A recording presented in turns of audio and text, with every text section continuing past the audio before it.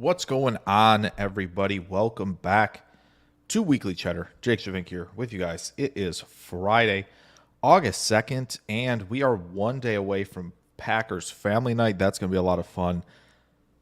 Thank you to the Packers for getting that squared away in terms of streaming it, being able to stream it on Packers.com.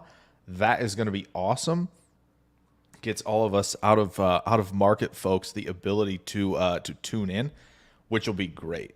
So I'm really excited about that. Really excited about tonight. I know there's Omer's flooding the comments.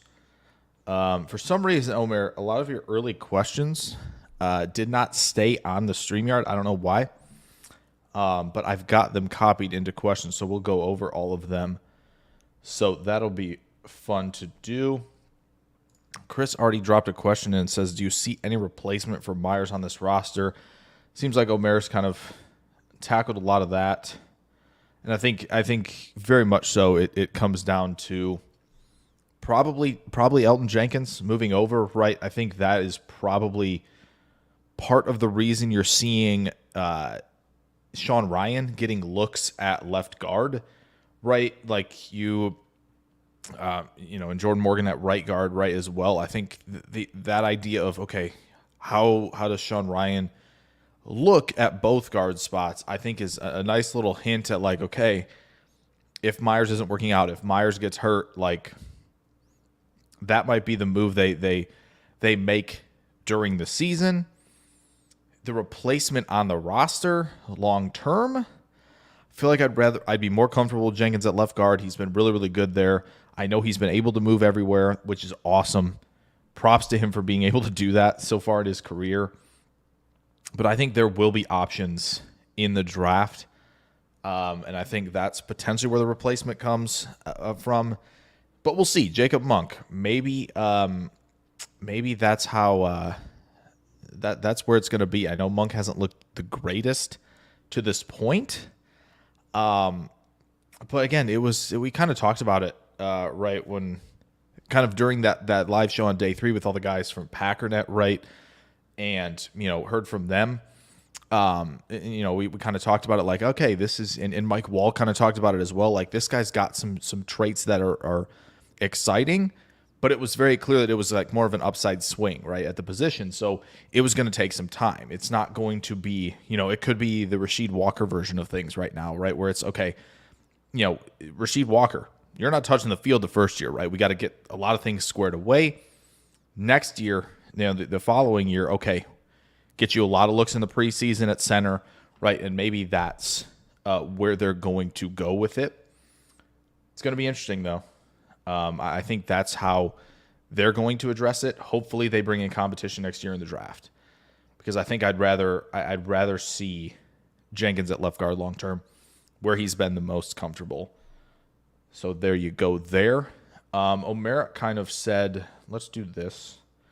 I've got one little kind of mini segment plan, but I want to make sure we get enough people in here for that. So maybe mid-show, if somebody in the comments, if I'm rambling, just goes, hey, Jake, you said you were going to do something as kind of a segment. Just remind me, like midway through the show, once we get more of the folks in here.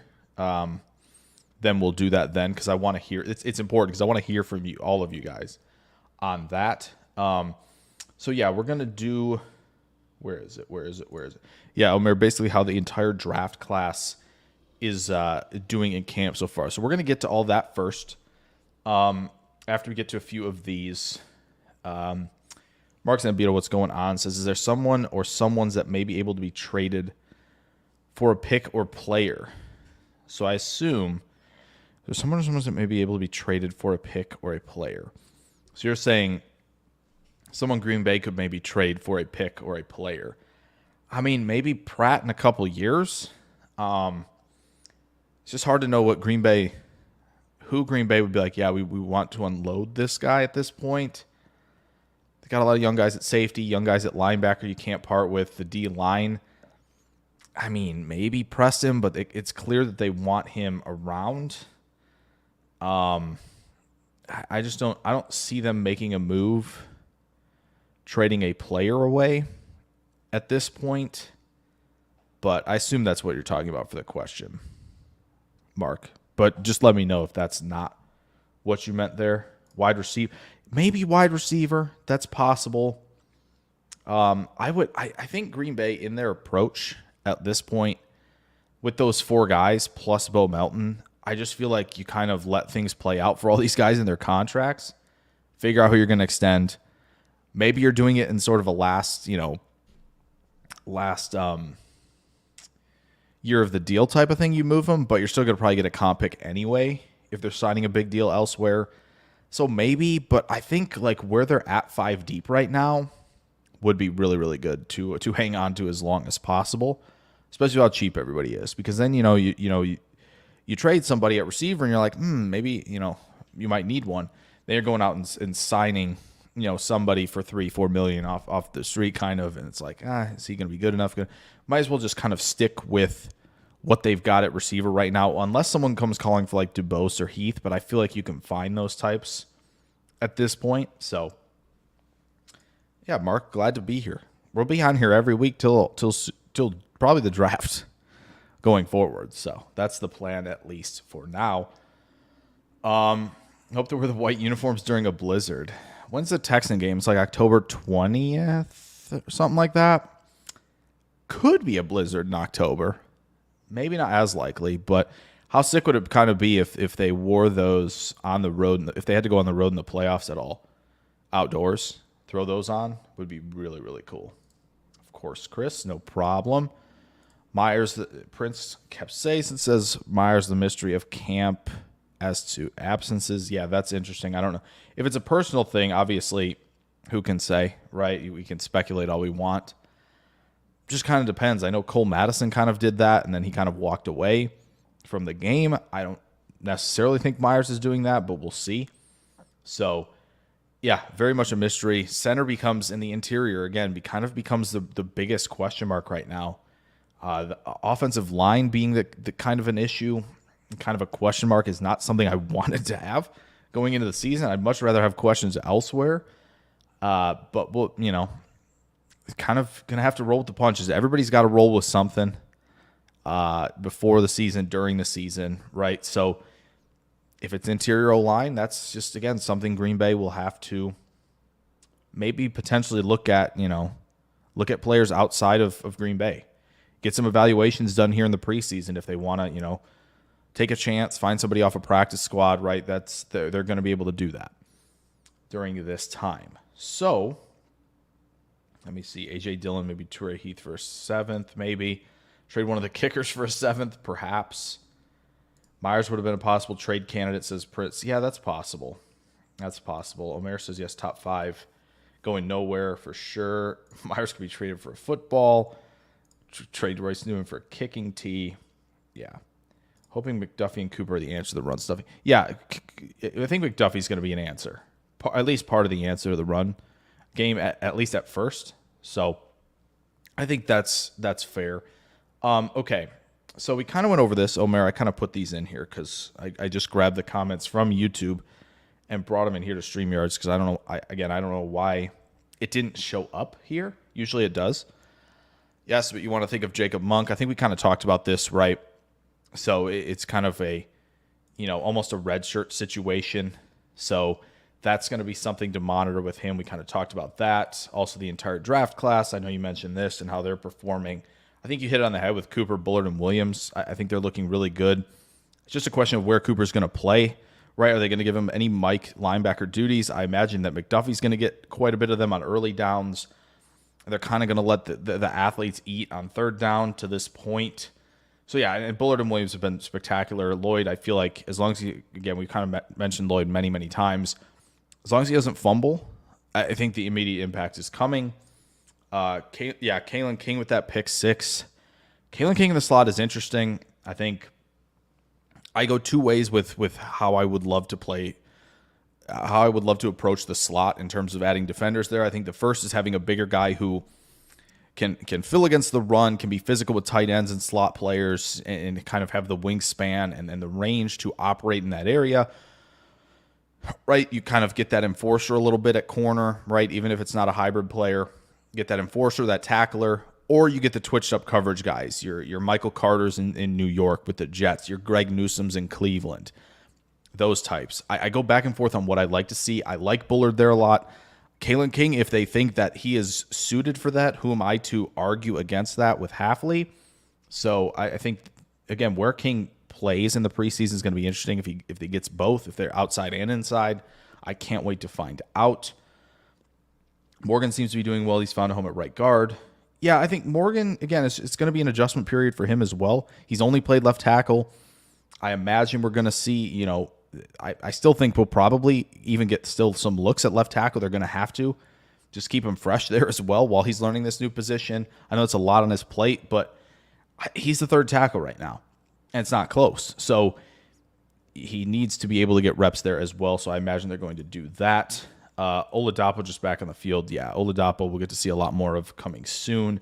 Hopper, I think, is, again, the three players that, to me, are like the more project guys. Hopper's one of them. Glover is the biggest one, and then Monk as well. I think are going to be the three that are going to take more time to get the best out of them. So, yeah, Hopper's going to be kind of one that I think he'll stick on special teams year one.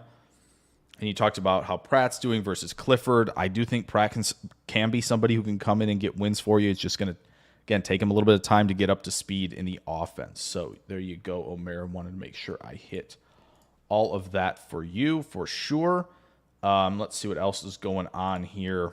Ron Sanville, what's going on? Says, is Slayton overtaking Wyatt and Brooks alongside Kenny? I think it just depends, right? I don't know how they're going to approach the D-line. I imagine they're not going to specifically stick with kind of, with the 4-down linemen in the 4-3. I imagine they're not going to get too wide with the splits, meaning like 3 techs and, even more like, 6-7 tech defensive ends. I don't imagine they're going to stay in that all the time, so there's probably going to be guys who need to shade. It's all going to probably be opponent dependent as well. So Slayton doing well, I think, is just good news for the run defense especially, right? I think you could see him out there on the early downs for sure, and he probably should be, right? Gives Kenny the opportunity to play more of the 3-tech sort of type, the kind of attacking player that he is, and same with Wyatt and Brooks, right? I think Brooks has a better chance of being that run defender.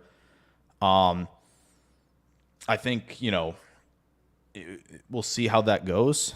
Hoping to see him kind of make splash plays in the preseason to be like, okay, yeah, he's better than the backups, clearly, so that he should be getting some looks. But I think it's just going to depend for the most part in terms of when Slayton is overtaking guys versus when he's playing over guys. So, yeah, it's just going to be dependent on the D-line. Could he grab one of the starting spots? Maybe, especially on early downs. Like, that wouldn't shock me at all. It's a good question from Ron there. Toure as a trade, maybe. I just feel like Toure's shown enough. Unless a team wants like a gunner or, a return guy perhaps. That's possible, I guess. But we'll see. Yeah, this is the big thing, right? Yeah, Lloyd's a big play guy, right? He'll catch the ball at the backfield. He'll convert a lot of those runs because of that burst and the acceleration that he possesses on any type of path. It doesn't have to be a straight line, right, for him. But it's, exchange with the QB, technique holding the football, technique receiving a handoff. That's stuff that he's, going to have to get right for sure. McDuffie and Wilson holding off, says Prince. McDuffie and Wilson holding off the young linebackers, bit of a surprise. I think it's just, I think Edgerrin Cooper talked about this, I believe, where Edgerrin Cooper was kind of like, linebacker, it's right now he's dealing with a lot of the eye candy stuff, right? That's something that he talked about a lot. Where he's like, there's just so much going on, right? You have to be able to trust where your fill is, where your gap is, where you need to be, and not fall for all that stuff. But it's hard. Playing linebacker is difficult to do. It's very difficult to do, and so I imagine that what we'll see is McDuffie a lot early on early downs, especially. So I think Eric Wilson doing well is a good thing. Nothing wrong with the competition. I do expect Edgerrin Cooper to get a starting spot pretty early on. If not, then I'll be a little more concerned. Quay's got a lot to prove. He's got a lot to prove. So the competition at that position, that works for me. That works for me. William Herman, what's going on? How you doing? Yeah, of course, Omer. I got you. If you need to get some rest now, because being so far ahead on time, definitely get some if you need some. Coach Hewlin in the chat says, did Morgan fail a tackler? Was always the plan to have him compete at guard? I think the biggest thing with Jordan Morgan, and I feel like we might have talked about this in the film room, or at least at length, kind of when he was picked, kind of even day 2 and day 3, talking about it, and also when we did the show, kind of recapping the draft class with Jordan Morgan, where it was kind of like, this is what Green Bay does, right? Green Bay drafts tackles. Do they always stay at tackle? Not necessarily, right? So I don't think Morgan is somebody who would fail at tackle. It seems the one thing with Morgan that I think continues to be, it persisted as an issue, right, at Arizona, was his strike ability, right? It's when, and Mike Wallace talked a lot about, offensive line play, and you should be listening to him more than you should be listening to me on O-line play for sure. But it seems that with footwork, with balance, and with your strikes, everything should be, controlled. Everything needs to be technically sound in that area, or you get into a lot of trouble. And with Jordan Morgan, it really isn't like, yes, okay, she has short arms. There are guys with short arms though who have phenomenal technique, and it doesn't affect them very much, right? It can affect them a couple times, a few times throughout, a few times a month, maybe every 4 games, but for the most part, the guys with good technique can hang. Jordan Morgan's, strike technique right now, his hand placement, where he strikes, it's not great. And it really wasn't exceptional. There was a lot of good on him to reset his hands and to fight and to work to get better position. But initially, when he's striking, it just seems like he's just a little too wide, or he's got his arms down, right? Where you get those guys who loop around with their arms, and that was what leads to big issues at tackle. So I think he's got to get that figured out. I think he can still play tackle, right? If Rasheed Walker doesn't work out, and he kind of had that flash in the pan second half of the season last year, right? If it doesn't work, then they have to kind of switch gears and be like, okay, tackle's more important. Rasheed's not getting it out here. We can put Jordan out there. But I think the big thing is they know the interior is a problem. So they were looking probably at tackles who could play outside of tackle, but also go, okay, how do we feel about this guy projecting inside? So they probably did that with a lot of the tackles, right? Guyton, I imagine they talked to him a lot about that. And they probably looked at to see, okay, can this guy be comfortable playing inside? In my opinion, probably not. I don't think Guyton's that kind of guy who would play inside. There were others, right? Kingsley Suamataia probably from BYU was another one they probably looked at and go, can he play inside? Maybe. I think he had a chance to. Dominic Pooney was the guy we talked about a ton of, like, okay, this guy could probably play inside. And I think the Niners are probably going to give him that opportunity.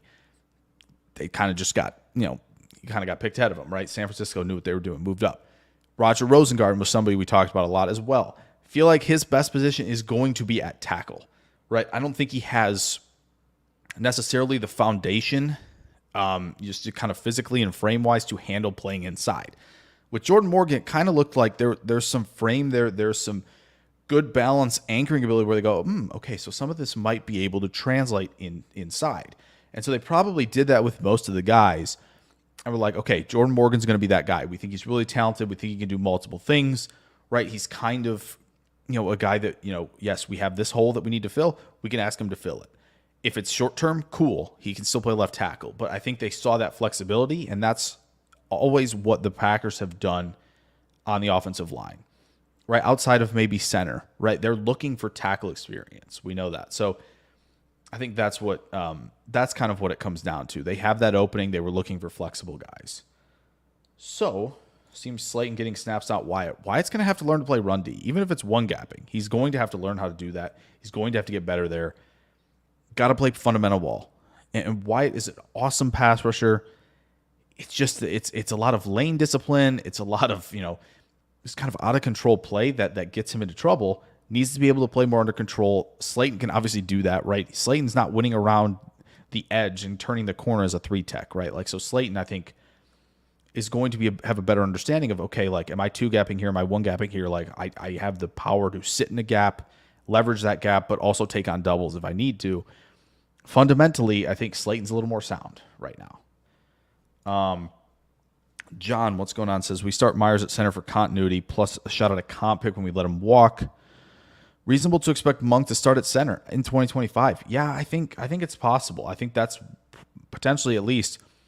And the Packers aren't going to not have a single plan, right? They're going to have multiple, right? I'm sure that they would bring in competition, but I'm sure that's on their mind of Monk kind of like, okay, like this is what we're looking at long-term at center.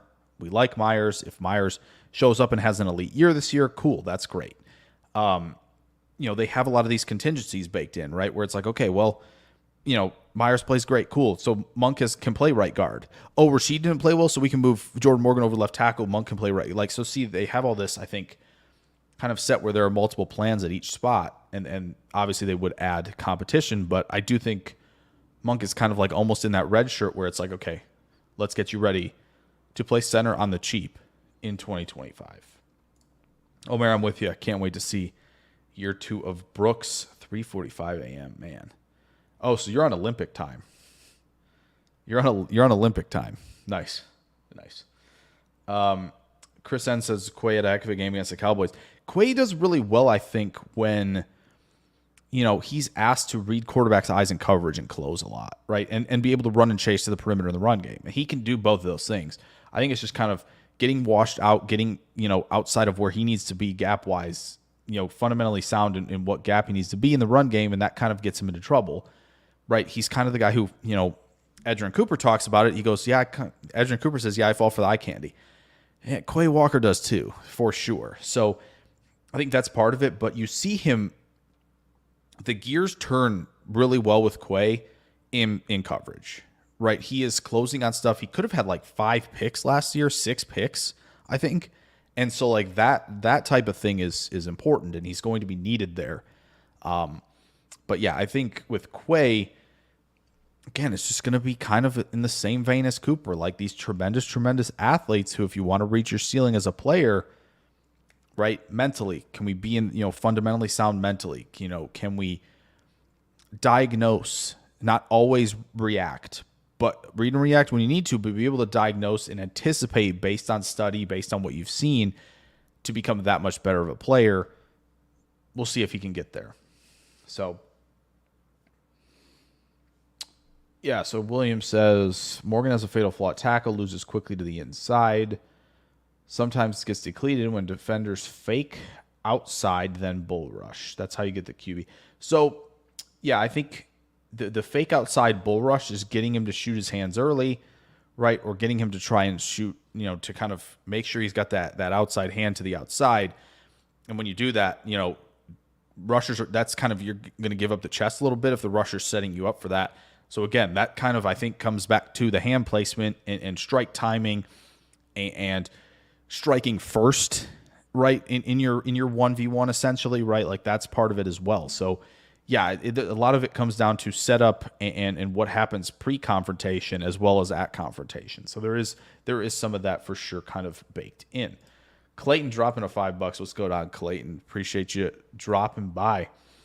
Clayton's got a question as well, which is always appreciated. It says, what are you looking forward to most tomorrow during family night? I think for me, it's a couple things. I want to see, just chemistry-wise, how the receiver stuff is going with Love, especially even the tight ends, how they look with Jordan Love a little bit in terms of chemistry with routes and timing and anticipation, all of that stuff, I think, coming together. But also, I'm just geeked to see the rookie safeties out there. I think all of us are. Right, Bullard, Evan Williams, and Oladapo, right? Like all 3 of those guys, I think, have generated a ton of excitement, and rightly so. Evan Williams keeps getting praise all throughout camp. And Bullard's just a missile out there who can make a lot of plays. Yeah, so for me, I think it's a little bit of how the offense is growing with their timing and how much more in sync they could be, and the rookie safeties for sure. Like it's hard not to drift towards rookies with a lot of these things, but genuinely, like with Bullard and Williams, I am truly, truly excited to see what we're going to get out of those two guys. And if either of them can make some plays tomorrow night, I feel like Evan Williams is probably going to make a play. He's been making plays, a lot of them in camp. So I'm really excited to see that. And maybe even Kalen King, right? Where's he playing? Is he getting looks inside and outside? I think would be great. Yeah, Clayton in the house. Always appreciate him dropping in. Hopefully y'all were over there. I think most of y'all were over there for PTA every night, man. Clayton, again, mad respect that you do it every day. It's awesome. Love tuning in for that. Coach Hewlin says Good knew what he was doing when he traded up for Evan Williams. It seems like it. Senior Bowl guy, and just a lot of snaps. Versatility was big with him as well, right where he played. A lot of good reps from him in the deep half, which there's going to be some of that for sure in this Halfley defense. So I love that. I love how he plays down and around the box. So yeah, that versatility, that ability to kind of, right, we kind of talked about this. I remember talking about this at least in the McKinney film room and maybe a couple live shows after that, where if you find some safeties and you're in that too high shell look, having guys that you can rotate down and rotate to center, right? Having two guys who can do that so you don't know who's rotating and vice versa, and you trust guys on that back end. Like McKinney's the guy you absolutely trust in single high. Maybe Williams is the same way. And so, yeah, the Goody and the scouting staff, I think, really have done it again in round 4. It seems they just round 4 for them. I don't know what it is. They 4 and even 5 recently, right, with Wicks and Carl Brooks. It's just kind of like Goot and company just kind of are doing a phenomenal job of finding guys early on day 3 that are like, I don't know why they're still here, but we'll take them. So that's been really cool, and I think I agree. I think Williams, there's some, again, instant impact can mean a lot of things, right? That could be a wide range of what that could look like, but I think there will be some sort of impact for Evan Williams, even if he doesn't start. And I don't think that's out of the question to this point. So Quay looking good in camp so far, says Omer. Also had a nice TFL. For what I've been seeing, he's looked real good. In terms of Quay, got it. That's good to hear. So new scheme helping. He's not expected to do what he did at Georgia. Yeah, if they're going to treat him as kind of the will, and they're going to put more Mike duties on, McDuffie and maybe even Cooper, right? Like, I think that's going to for sure be more beneficial, right? If you have somebody that you trust at the mic where you kind of like, okay, I can do what I do best, that 100%. I like that. That's a great comment from Omer there. Ron Sanville says Coach Evan Williams looks to have the upper hand of the rookie safeties. It seems that way, and a little bit surprising to me for sure. If it turns out he's better than Bullard, obviously a lot of us will have to own up to the rankings. We'll gladly own up to that, but it does seem like he is. And I think Bullard obviously getting some reps at nickel too. They're giving him maybe a little bit more on his plate perhaps than Williams, which again, second round pick. Feel like you should be able to put more, at least usually, on the plate of a second round pick than a fourth. But it does seem like Williams is doing well. So love that. Love that to see rookies making that instant impact for sure. Omer says all the safeties have balled. AJJ, Williams, and Bullard. Yeah, Anthony Johnson Jr., I think, not to continue to be like, yes, the Packers have hit on every player. That's not what I'm kind of saying. But in terms of player development, like, it was very clear that Anthony Johnson Jr., right, the transition to safety was going to be a little more difficult for him because he had played a lot. And I mean, like, go back and look, a lot of snaps in the slot. That was just kind of like, that was his position in that 3-3-5. It was kind of like, you're playing the slot because you do, list all the things here that we need out of this position. So it was a little bit of like, okay, we're going to have to make this transition. We trust you. It just might take some time. we'll see. We'll see about Anthony Johnson Jr. too. I know he struggled last year for sure when he played. It's still kind of new. Again, not everybody's development track is the same. So, how come Stokes still hasn't learned to turn his head around? Should be a basic skill. Valentine's the superior corner. So the thing about turning your head around, right, there are two ways to play the catch point, right? You can turn around. That's an option, right? And they're just guys who have a great feel for doing so. However, and I really want to reference this because, give me a second. I've been talking a lot. I really want to reference this because it was big when these guys were dominating in this defense. Excuse me. The Broncos, back in the 2013, 2014, 2015, maybe even a little bit after that Super Bowl, that kind of little mini era, Aqib Talib and Chris Harris played receiver, not necessarily ball.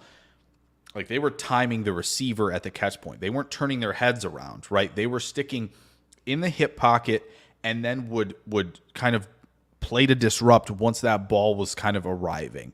So that is another way to play it, right? You don't have to turn your head necessarily, but you do have to have some sort of reaction time in some capacity. Either way, he definitely hasn't shown it. It feels like that sort of timing, hand-eye coordination, reaction type of skill set hasn't been quite there for him. He has just done what kind of at Georgia, what it was for it was, be physical and be, have the ability to kind of soft press, right? You're up at the line, but you don't jam, you don't do any of that. You kind of just read and react and you turn and run. Because that's what Georgia did with him a lot. Was like, he's going to go turn and run. I got the film room. It's on the channel. You can go look back at it if you'd like. It was a lot of that was like, hey, he can just turn and run with anybody.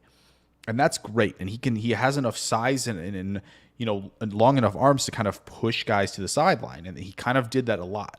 Where he struggled a lot was in transition and with catch point timing and catch point and the kind of catch point feel and reaction of it all, for sure. So he doesn't necessarily have to learn to turn his head around, but he has to have some sort of reaction skill set at the catch point to make plays and be disruptive in some capacity. And yeah, that's what's tough. Corner is not an easy position, right? You have to be flying around the field at 19, 20 miles an hour with guys and also have the reaction time at the catch point. It's not an easy position to play. That's why the elite ones get paid a lot, right? That's why a lot go high in the draft when they believe they're really, really good. So it's tough. I think Valentine kind of should be ahead of Stokes, I think, based on recency and what the play has looked like. And I know Stokes has been coming back from injury, but he's got to show something for sure. I think it's fair to ask a little bit more of Stokes as a first-round pick to kind of all right, if you're back healthy, let's kind of figure this out. So for sure. Ron Sanville says, saw them send Williams on several blitzes. Looks really good. Yeah, Williams is really under control when he blitzes too, and I think that's a big part of his game for sure. Omer says you'd like to see some guys take snaps from Nixon in the slot. I think King, Bullard, both will do that. Ballantyne probably will as well. Chris N says Ballantyne over Valentine and Stokes. Yeah, it seems like Ballantyne obviously is injured, which I see a lot of people kind of mentioning as well. So good job, everybody, staying on top of things there in the chat for everybody. Appreciate that as always with you guys. I think with Ballantyne, he seems to be kind of left off a lot of 53-man roster predictions. I feel like it's going to be hard to leave him off, just because they're still unproven, right? In really all three of these guys that Chris listed here, all of them are kind of unproven to this point. I know we're excited about Valentine. It was kind of hit or miss last year on film, at least. And again, he's a rookie 7th round pick. Like, what do you expect, right? So, but I think there's a lot unproven there, and I think kind of crazy if they don't keep all three. So, Valentine injured. Don't say it's a hamstring. I don't know if it is. It's a good question there. Yeah, but Johnson Jr. does have a year under his belt. He hasn't played as much safety as the others, but he does have a year. He is kind of, as well, kind of with everybody else making that transition in terms of how things look schematically. So that's going to be a little bit different for him. But maybe where he's more comfortable, right? Like this scheme might be a little more comfortable for Johnson than it was under Joe Barry. So Ron Sanville says when he watched Stokes, he looks like he's going to win that spot. Gave him a few, but won many more. That's good to hear. That is good to hear. Like to hear that. So Valentine was back last practice. Okay. Valentine, I adore Valentine, gets no love. Don't forget about your segment time. You guys are great. You guys are great. Appreciate y'all doing that. But Malafort says they're going to be careful bringing him back. Sounds like he'll not be back soon. That's totally fine, yeah. Valentine gets over the hamstring. Right, yeah. So that's, yeah, you got to take your time with that stuff. The hamstring, we got to get everybody up to Madison. But let's do this. Yeah, so I want to do this every week because I want to get you guys more involved in. I know you guys are obviously way involved with all the comments and questions that you throw down there. But I want to do this because I think it'd be a fun little segment to do every week. We'll see how many things I can come up with to do this, but because it's a hot topic right now. So we're going to do Pulse of the Fan Base really quick as a segment, 35-ish minutes, 36 minutes in. I want everyone's take on the white helmets because those obviously dropped this week, and I'm going to go to Green Bay, wherever the heck these guys are at Packers. Share the screen. We're going to look at the white helmets. I think, for me, the white helmets, I think there are 3 camps at least. And come on. Where is, just give me the picture. Give me the dang picture. Just the white helmet. Great. Super. It doesn't have to always, okay. This is fine. This is fine. Window. Cool. So, I mean, what do we think about these? So I think there's 3 camps to preface. I think the first one is like, there's definitely a lot of people who are like, man, why are we messing with anything? Just always wear the yellow helmet. Don't mess around. This is, we don't need to change anything, right? And totally fair. Yellow helmet's iconic. We love it. I think there are some people that love it and would love to see it all the time. And then what I think is a really good take, and we'll see where you guys, should the stripe be yellow on top? Because it kind of, I think it would work better. It matches better with everything, right? There's still the yellow stripes on the white unis. So I want to hear what everybody thinks about the white helmets. Do you love them? What is missing? Definitely want to hear from y'all on this. I'm really interested to find out what everybody thinks. And John, I will get to, John, I will get to this question once we finish this segment. So don't go anywhere, but also give your take on this too. So Omer says he likes him for a game or two. Ron Sanville, same thing, game or two. Okay, that's fair. Coach Hewlin, I think Coach and I are on the same page here. Yeah, yellow stripe down the middle. Yellow face mask. That's interesting. How would that look? Ooh. How would that look? Now I'm intrigued to know how the yellow face mask would look. Okay, so we got love him for a game a bit. Coach wants to see the yellow stripe and the yellow face mask. Chris, the traditionalist, says not thrilled. That's fair. Should have a yellow stripe. Yeah, I just feel like, and this is, I like them as is. I think they look great. I think I like the helmet, but I like this from Coach as well. Why not just make the jersey white and green? Because I think then it even looks cleaner, right? It's almost black and white because of how dark the green is. And so, like, this is something where, is it green or is it not? You could wear this. You could wear this week 1 against Philly potentially, and nobody would know in the stadium if they were green or not, right? But I think that would be interesting if the jersey was not yellow, because my head coach. I don't know if you're in the same way, and it seems like Bite Me as well says that.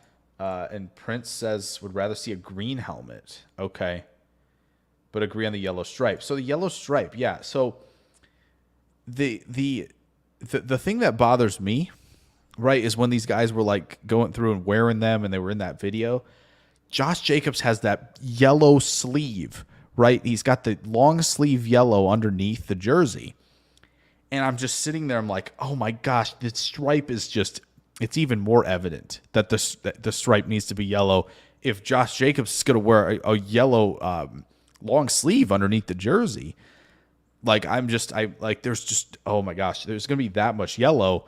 We got to add the stripe. So interested to see, like that bothered me. There was like, oh my gosh, there's a lot of yellow.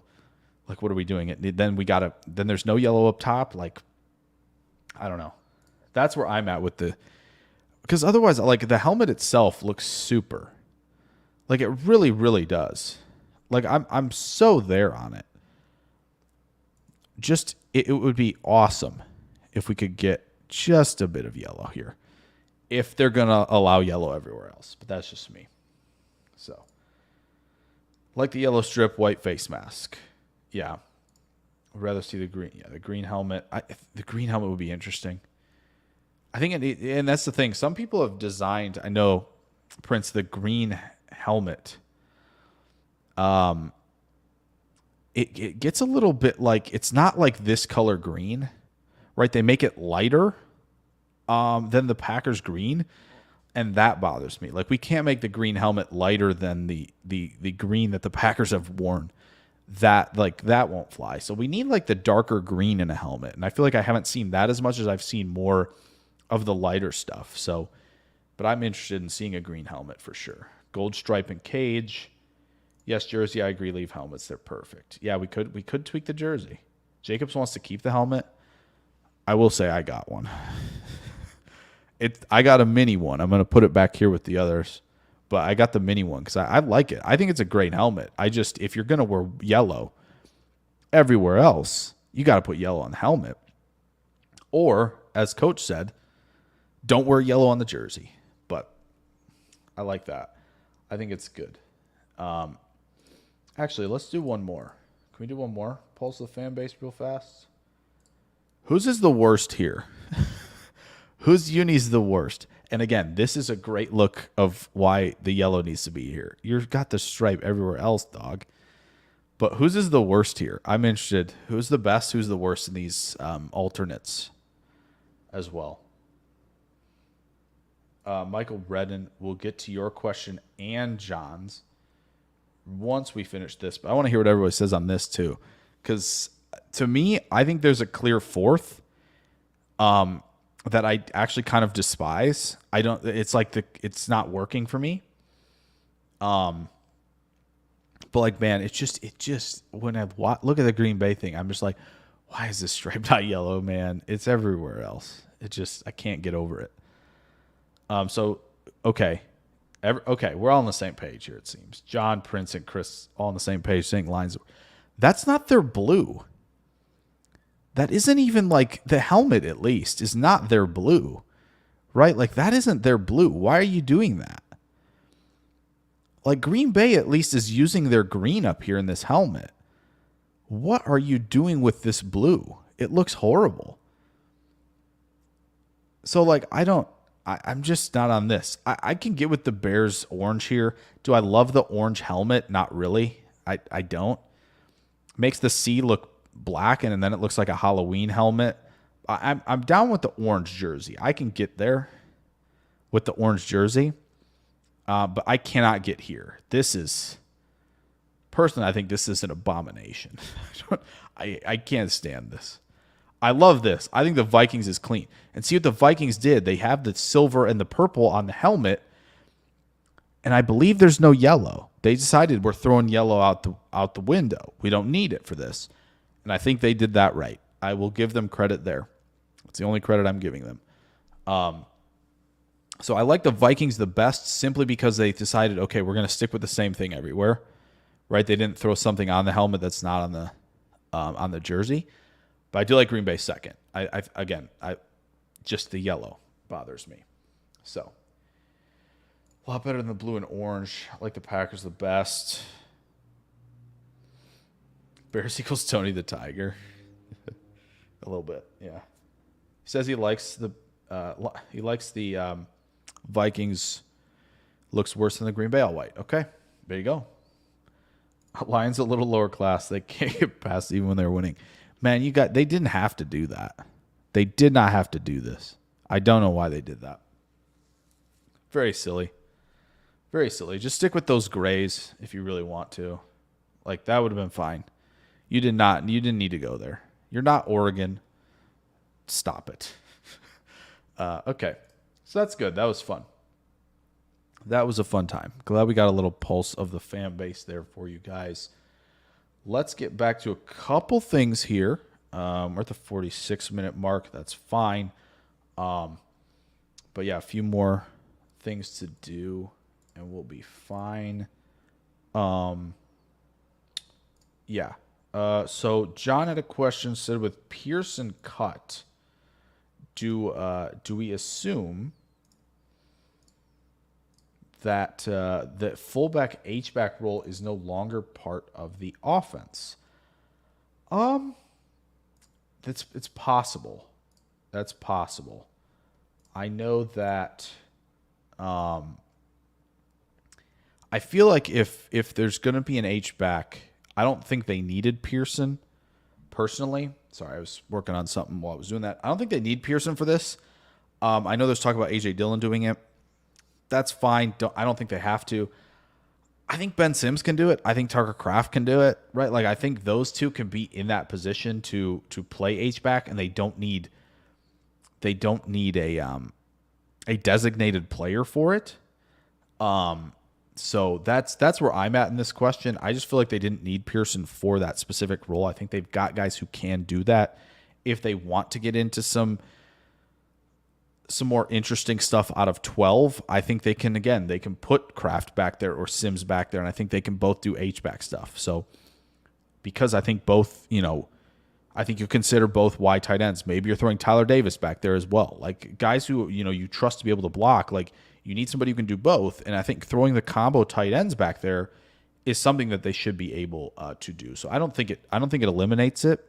I just think they're being more shrewd and more prudent about, like, okay, like, and more direct about, like, hey, like, we don't need this specific position. We can have guys who can play the H-back role, but who also do something else for us. So, where was the other question? Michael Reddens. Where was that? Here it is. Oh, Michael Redden says, hard to get a true read on the D-line with the O-line not set. That's also fair. I think the Packers are obviously moving a lot around on the O-line. We'll get a really good look at D-line next week, right, when they're playing Cleveland, right? That's who they're playing? Yeah, I think it's Cleveland. So I think they'll get a real good look at the O-line and or the D-line there, especially if the Browns even throw their starters out for a little bit. Right, you're getting the Browns have some solid, at least, guard play, and you should be able to get a good read on, like, okay, how does the D-line look against those guys?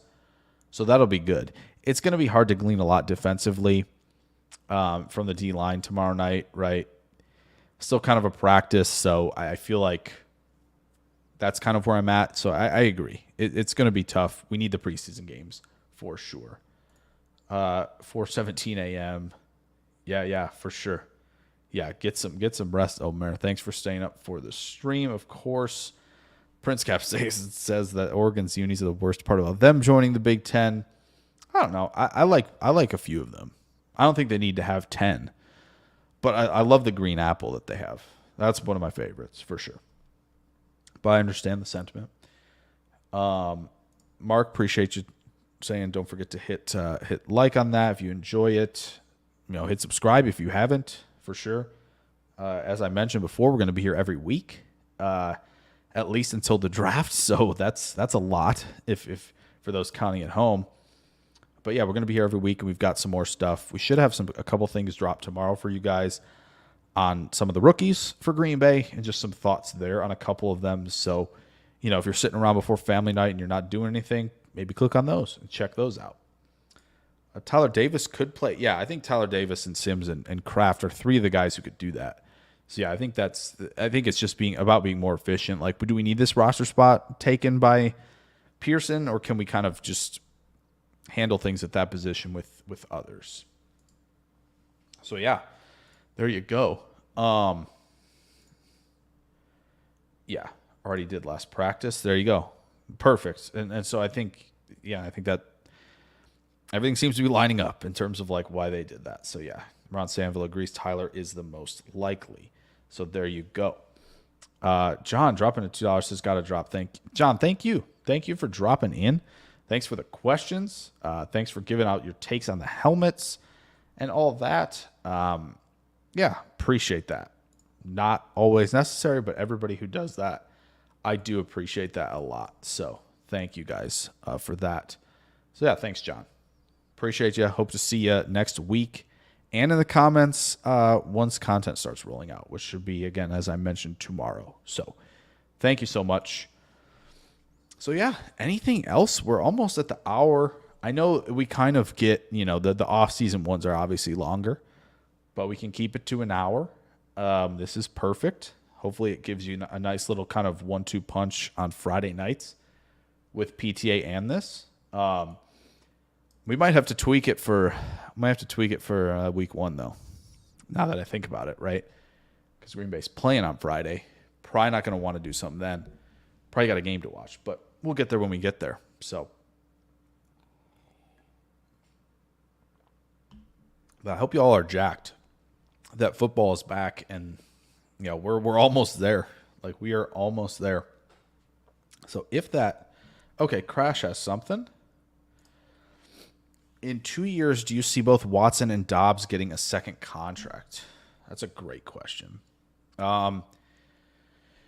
If from my perspective, I'll say first, I know that wasn't really the question, but I think if everybody takes steps like I think they can, I think I would pay Watson and not pay Dobbs a second contract. However, I think Jordan Love is going to go to bat for Dobbs to stay no matter what.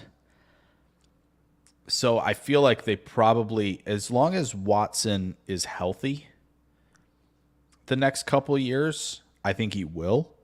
But it's going to be dependent on if that kind of alignment fix, right? I think that's what it was, alignment, or I forget. I read about it and I don't remember what the terminology is exactly. But if he went and got that looked at, and there was, something I think about, it might not be alignment. It's just kind of, the strength of left versus right hamstrings. So like if that gets figured out, I mean, he's got game-breaking speed, and he's got, plenty of size, and he can make all these big plays, and he's a threat anytime he's at the imbalance.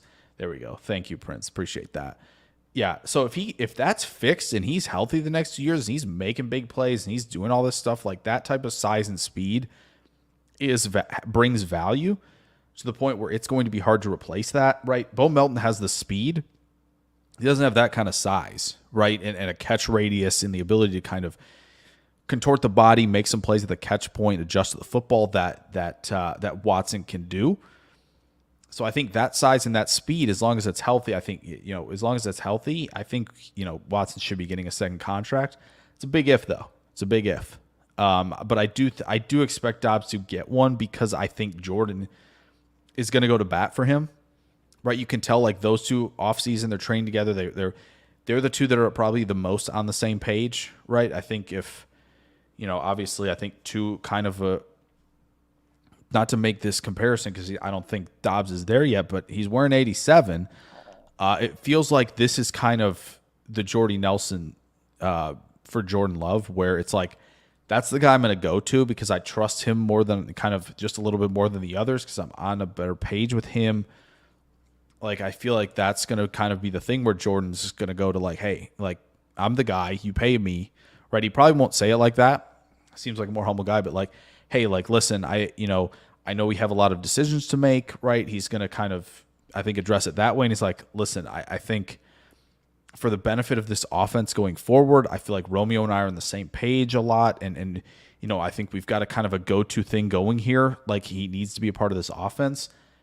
It's got that feeling that Jordan's going to kind of go to the front office and be like, we kind of need him. Like, we need him back. So I don't think I would necessarily, because I feel like the way Wicks and Reed are going, I just feel like they've passed him. I think they're ahead of him at this point in terms of what they bring versus what he does. But the trump card is, kind of familiarity, and being on the same page with a quarterback and having that chemistry and having that timing down. Like, that's just kind of probably the difference, for Jordan. So I do think both can get it. Watson's is very 50-50. Again, with health. I think Dobbs gets one simply because of number 10. So it's a great question. That's a great question. Love the wide receiver position. Love breaking it down, as most of you know on this channel. So I think that's where you're going to get the most detail from me. I do think, that's where my mind's at. Yeah, I'm with you, Crash. There's no way, because I think if all of them develop into, continue to develop into quality receivers, they're just going to be teams that will be like, yeah, for $10 million, I can get a guy in Wicks who is kind of an X type, who can separate. He does well against man coverage. He's a chain mover. He still can do stuff down the field. Like, teams are going to pay for that. Like Jaden Reed, versatile, speedy, pretty good, solid route running playmaker in an offense. Like, we can pay for that. Like, because they're not going to probably, right? They're not going to reach that elite tier where they're going to need to pay him 27, 30, 35 million a year for those guys, right? They're going to get them on better deals.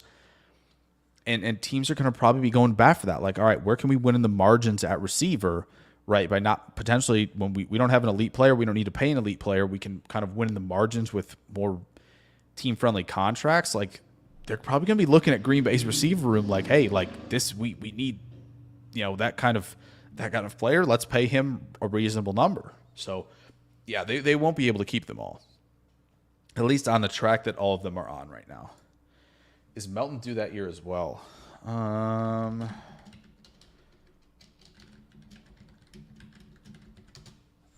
me see. I'm looking at the multi-year.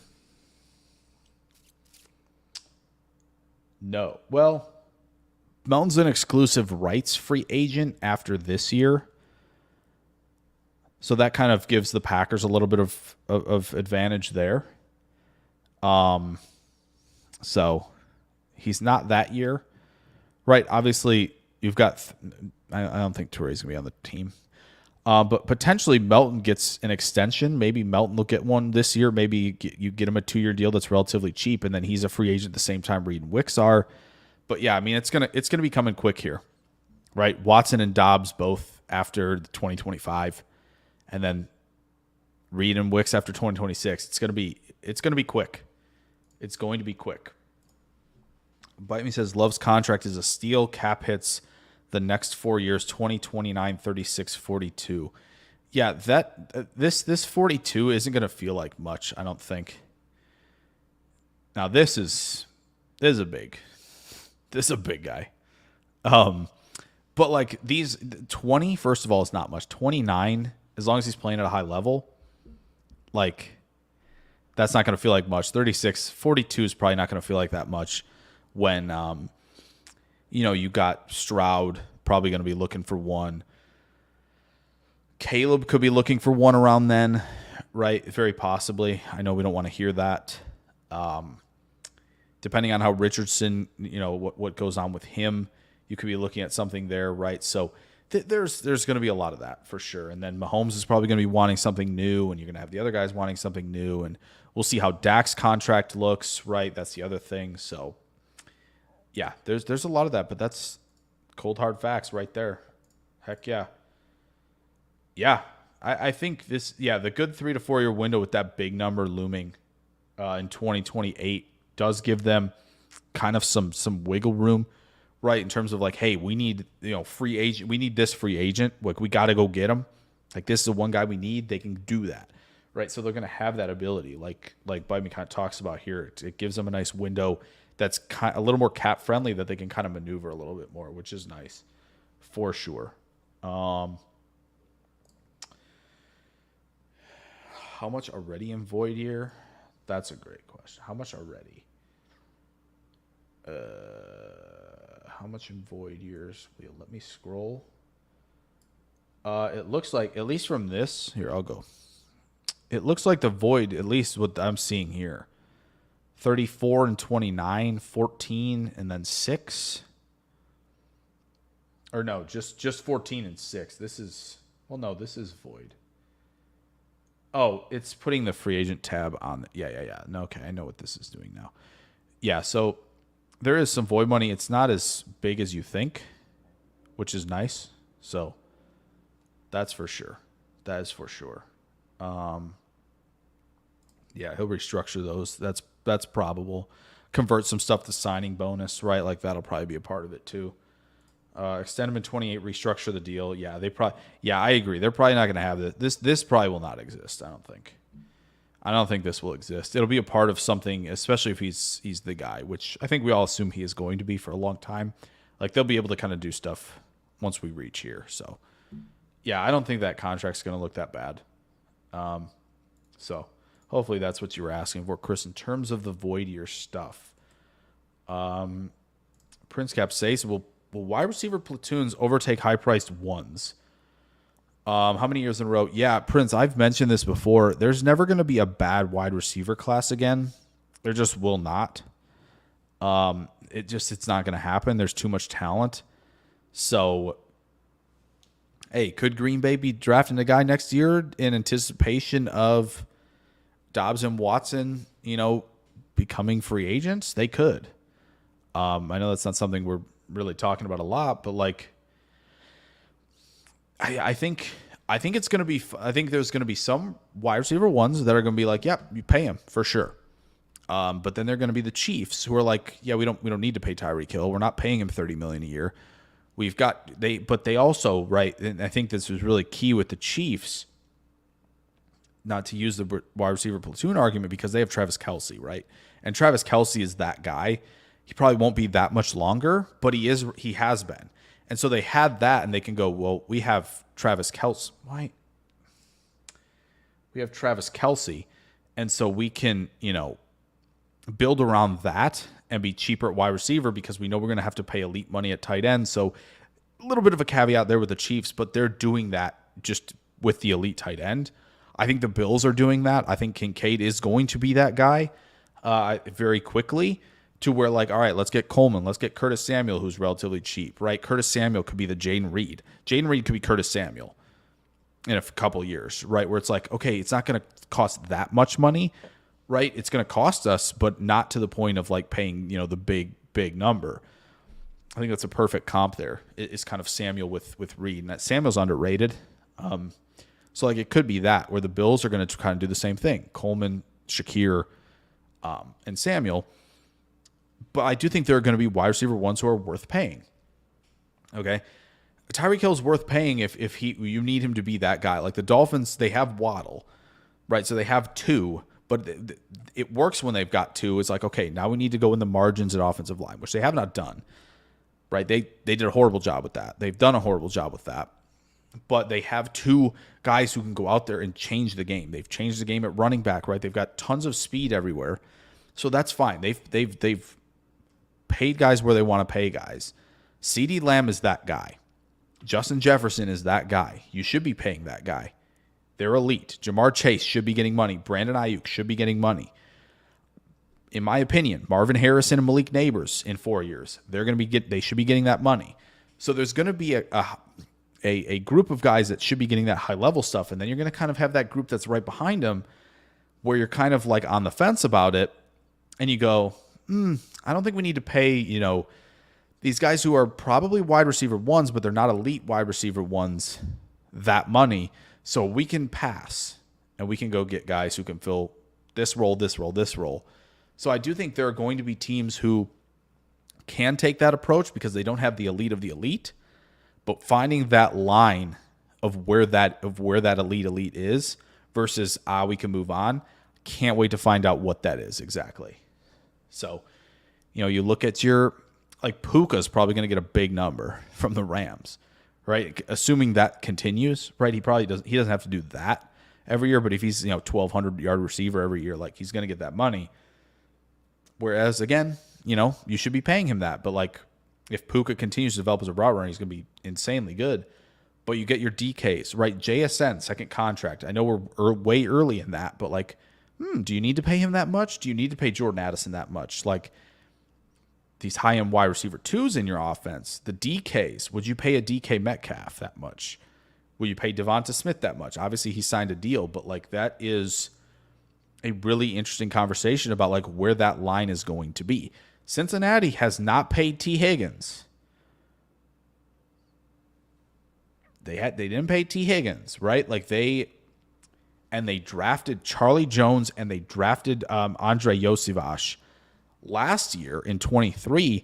Then they drafted Jermaine Burton, right? They let Tyler Boyd walk because he was wide receiver 3, right? They let him walk. They might let Higgins walk or trade him. They've drafted the young guys. They're going to keep the elite one. These really high-end wide receiver twos might be the guys who kind of lose out a little bit more, especially early on in this kind of shift that Prince is kind of talking about here in the platoons versus high-priced ones, where these really, really good number twos are not going to get paid what they think. So it's going to be interesting. Love that conversation, of course, because as I've always mentioned, that is my favorite position to study. 31 million void in 29. Yes, that is. It's 31. Mine says 34.7. Maybe that could be off. Okay. Couple more things before we call it. We'll probably call it in a few minutes here. Outside of kicker, what's your biggest concern on Green Bay as it pertains to position groups? Yeah, I mean, kicker, obviously that's one that's got to be ironed out. Yeah, I think linebacker is the one on the defensive side of the ball, right? It's going to be kind of, okay, who's going to take over the mic? We've kind of talked about this with McDuffie and what he's going to take on, and how much is Cooper going to be able to take on? Does Quay just have a defined role, and are guys going to have to rotate in because, he can't kind of rotate to the mic? Like, I think that's going to be interesting. So, yeah, I think linebackers definitely the one for me on defense. I think offensively, it's interior offensive line for sure. How is that going to get shaken out, right? Is Myers going to be okay? Is anybody going to have to take over for him? Is Jordan Morgan going to work out at right guard? Like, there are a lot of questions there. Sean Ryan, is he good enough to be able to play in a pinch or start in a pinch? Like, there's a lot of that. Jacob Monk doesn't seem ready. Interior offensive line probably, and then of course running back. I think running back has a lot of questions too. I think it's those three position groups, right? Not named kicker, that are the biggest questions. Is Lloyd going to be able to handle things, if Jacob struggles early, right? The ball security with him, is Jacobs going to be, kind of worth what Green Bay's, giving him in terms of like, okay, he's getting X amount this year, and there's the talk about is essentially a 1-year deal. Like, there's a lot of bets at running back that could not work out. So there's definitely concern there. The good news, 2025 running back class is loaded as of now. Okay, Joseph Gleason, what's going on? Dropping in, says, I think Dobbs' ceiling is higher than Reed's. If they all keep going like they have, I'm signing Watson, Dobbs, and Wicks. Okay, so you're going to sign 3 of the 4 or 3 of the 5 if you count Melton. It'd be interesting to kind of iron out what those contracts might look like to see how much we'd be paying. I think Watson, assuming health, is going to command the biggest number because of the size of the speed of the game-breaking ability. That's harder to replace than Dobbs and Wicks. My only issue with Dobbs versus Reed is I think Reed is still the better route runner right now and provides a little more versatility. Whereas to me, I think Dobbs, a lot of people see him as an X, which I kind of talked about. I wrote something last entering the 22 season about where the two guys would play. And I thought like Dobbs should be getting some X along with Z, and Watson should be getting some Z along with some gadget looks. And so Dobbs, I think, has that kind of X feel to him, but so does Wicks. And so for me, and so I get it. Watson, Dobbs, and Wicks, I think when you're saying Dobbs' ceiling is higher than Reed's, obviously that's where you're leaning for that. And I think maybe as well, Joseph, if I'm, not putting words in your mouth, but that familiarity, that chemistry with Love maybe matters a little bit to tip the scales for you. My concern is roles in building the basketball team, right? Of like, okay, who's the slasher, the small forward? Who's the shooter? Who's the rebounder, right? Filling out the roles. Like, to me, I think Wicks and Dobbs play essentially kind of the same position, and Wicks is already better against man coverage. And so that's where I give Wicks that edge. And it's like, okay, I think Dobbs could maybe play in the slot. So if you like him there, right, and you can kind of, you feel like you can interchange a little bit, that's fine. But to me, Reed is still like a gadget slot, like good separation, but enough explosiveness and ability in the middle of the field where he can play a lot of the slot, and you have your defined roles. But I get it. For sure. I get that. Would I pay Dobbs? Probably not. Is he going to get paid? I think so. But that's interesting, watching Dobbs and Wicks, because it does what Joseph is saying. It does give you some interchangeable X. It does offer you interchangeable X receivers, which is nice. And usually X's can play the slot just fine, right? So it does give you that. So I'm not mad at it. But I do think, I think Watson and Wicks are the guys I would pay to this point. If I could only do two. But I do think it's fun, like, again, projecting ceilings. We get to see how it plays out, which is fun. And so if Dobbs can continue to take a step, I'll eat the words. I will. I'll eat my words of calling him wide receiver 4 for sure. So love that. Love the conversation. Some great conversation we finished the stream of course. Always when I'm like, we might be done. Nope, not quite. Crash says, what do you think of the Falcons taking a page out of the Packers book with Penix? So I think there's two things with this where I get it. And what's funny is it's probably going to look smart because Penix is he's going to be healthy. He's going to be slinging the football, and it's going to look really smart because everybody hated it. There are two things for me on the Penix thing with the Falcons. The first is if you were that invested at QB, right? And I get the understanding of wanting QB2. I understand the value of QB2 is going up. Why? Because more quarterbacks are having to play games because of injury. I don't love giving Kirk Cousins $100 million guaranteed and also going the QB route necessarily. Now, I can understand it.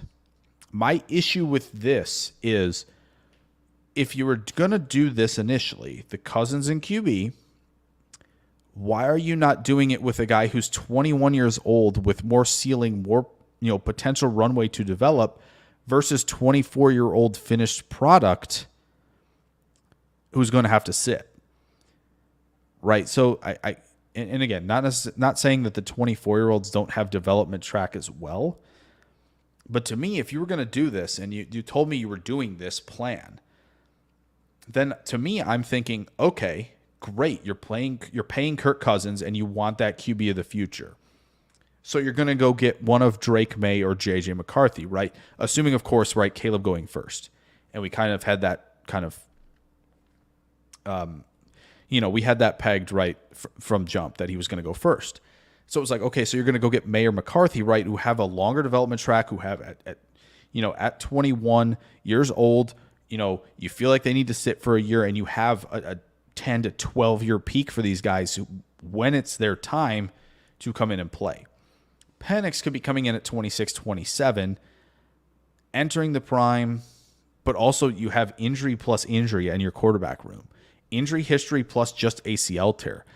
And I get it. Injuries are not necessarily, you can't, it's hard to predict them in the future, right? Like assuming injury prone in the past doesn't guarantee injury prone necessarily, right? Keenan Allen was a big talk of that, right? During his like kind of end of first, early second contract, but now he's been healthy. So that's a hard thing to predict.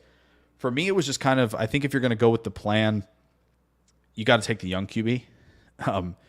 You have a longer window, and you have a to me at least, a bigger ceiling for this guy versus Penix. However,